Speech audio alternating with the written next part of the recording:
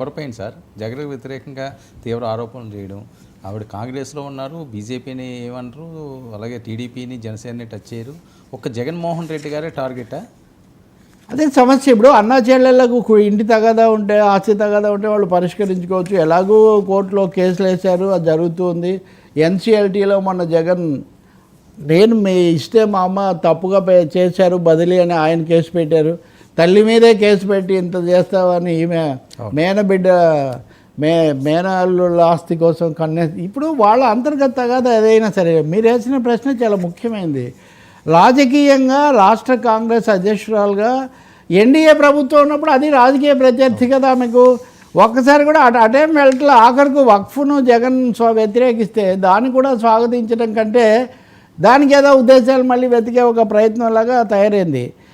వివేకానంద రెడ్డి హత్య కేసు విషయంలో కూడా అంతకుముందు డాక్టర్ సునీతకు చాలా మద్దతుగా ఉన్న పరిస్థితిలో ఒక పెద్ద బ్రేక్ వచ్చింది. సో మొన్న వచ్చి మళ్ళీ సునీతకు కూడా ప్రాణాలకు రక్షణ లేదు, ఆమెను కూడా చంపేస్తారేమో అవి ఇవి మాట్లాడుతున్నారు. బాధ్యత కలిగినటువంటి రాజకీయ పార్టీల నాయకులు నిజంగా అదే పరిస్థితి ఉంటే చట్టరీత్యా ఏం రక్షణ కల్పించడానికి ఏం చేయాలో అది చేయాలి.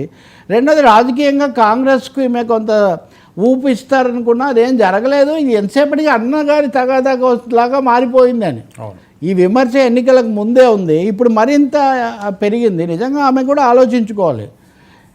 శైలజానాథ్ లాంటి వాడు బయటికి పోతే అమ్ముడు పోయాడు అది ఇది అని మాట్లాడితే ఇప్పుడు ఆ మాట మా పార్టీ మన ప్రతి ఒక్కరిని అమ్ముడు పోవడం అంటే మీరు కూడా 2-3 ట్విస్టులు వేశారు కదా. మీరు వైసీపీలో ఉన్నారు, మీరు తెలంగాణ కాంగ్రెస్ నా ప్రాణం పోయినా ఇక్కడన్నారు.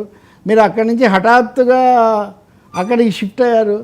షిఫ్ట్ అయిన తర్వాత పెద్ద క్రియాశీలంగా ఉన్నారంటే అక్కడ కూడా ఎంతసేపటికి జగన్ అక్కడ ఉన్నాడు కాబట్టి జగన్ ముఖ్యమంత్రిగా ఉన్నాడు. మీరేం పెద్ద విమర్శ చేయలేదు. నిజం చెప్పాలంటే చివరి 3-4 నెలలు తప్ప అంటే ఆస్తుల సమస్య పరిష్కారం అవుతుందేమని అప్పటి వరకు ఎదురు చూసారా? ఇంకా అది అవ్వదు అనుకొని ఇటు వచ్చారో తెలియదు. ఇలాంటి ప్రశ్నలు అయితే మామూలు ప్రజల నుంచి వస్తున్నాయి.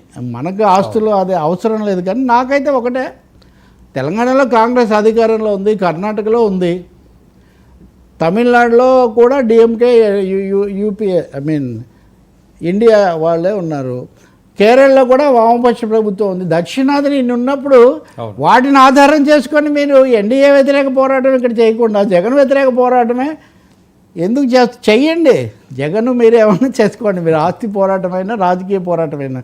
కానీ కాంగ్రెస్ అధ్యక్షురాలు ఇండియా తరఫున ఎన్డీఏ వ్యతిరేక పోరాటం చేయాలి కదా. ఇందాక నేను చెప్పిన దాంట్లో 4 రాష్ట్రాల్లో బీజేపీ ఏతర ఒక్క ఏపీ తప్ప ఉన్నప్పుడు మీరు ఎందుకు మాట్లాడలేదు? ఒక్కసారి కూడా అటువంటి జరగట్లేదు. మొన్న చాలామంది అడిగారు మీడియాలో కూడా మీకు ఈ ప్రశ్నలు ఎదురయ్యాయి. అడిగిన వాళ్ళ మీద ఎదురుదాడి, అడిగిన వాళ్ళ మీద విసురులేదు పెద్ద కష్టం కాదండి. మీడియాలో మొత్తం మైకులు మన ముందున్నప్పుడు అడిగిన వాడి మీద ఒక చెలక్కు విసరడం నువ్వెవరికి అనడం అంత పెద్ద సమస్య కాదు. బట్ షర్మిల ఈరోజు కాకపోతే రేపైనా ఆమె రాజకీయంగా ఒక వైఖరిన తీసుకోవాలి. లేకపోతే ఇదిగో శైలజానాథ్ బయటికి పోయినట్టే ఆయన ఎదురుదాడి చేస్తూ మీకు సంబంధించిన అన్ని విషయాలు చెప్పమంటారు అన్నారు. ఒక్క మాట అయితే చెప్తూ ఉంటారు, జగన్ కన్నా ఈమె ఏ విషయంలో తక్కువ కాదు, కొన్ని అంశాల్లో ఒక ఆకు ఎక్కువే ఉంటారు, ఇది ఏకపక్షంగా తన మాటే చెల్లాలి అని అనుకోవడంలోనే అంటుంటారు. మరి చూడాలి. అంటే ఇప్పుడు ప్రశ్న ఎందుకు వచ్చిందంటే మొన్న ఎల్సీఎల్టీలో కేసు ఆ వెంటనే ఈమె పెట్టడము, ఇన్ని రోజులు మెడికల్ లీవ్లో ఉన్నాను అనుకోండి అన్నారు. మెడికల్ లీవ్ అయితే ఓకే, పొలిటికల్ లీవ్ అయితేనే పొలిటికల్ లీవ్లో ఉన్నారా అన్నదే ఇక్కడ ప్రశ్న.